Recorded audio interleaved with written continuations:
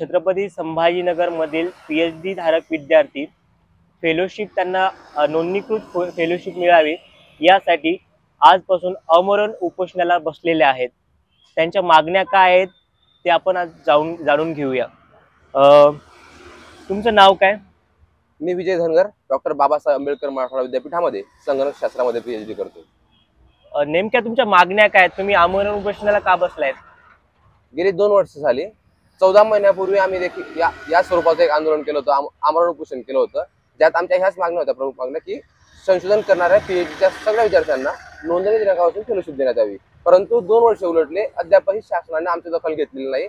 आम्हाला वारंवार तोंडी आश्वासनं दिलेत आणि हवेत उत्तरं दिली गेलीत। समिती नेमली आहे, परत नवीन काहीतरी समिती येईल असं हवेत उत्तरं देऊन आम्हाला आमचे प्रश्न त्यावेळेस त्यांनी मार्गी लावू असं तोंडी आश्वासन दिलं होतं। परंतु आज 2 वर्ष झाले, आमची नोंदणी दिनांकापासून फेलोशिप देण्याची जी मागणी आहे अद्यापही ती पूर्ण झालेली नाही। सरकार दुर्लक्ष करते का या गोष्टीकडे?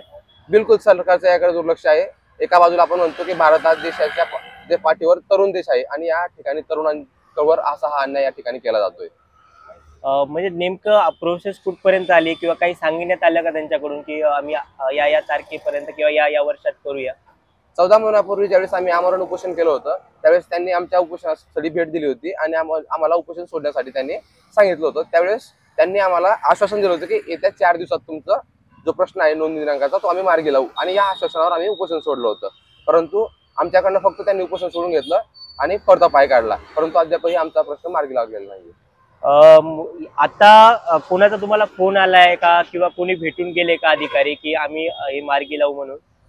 तसा कोणाचा फोन तर नाही आलेला आहे आम्हाला, परंतु पाहूयात, जोपर्यंत आमच्या मागण्या मान्य होत नाही तोवर आम्ही उपोषण सोडणार नाही, हे आमचं ठाम भूमिका असणार आहे।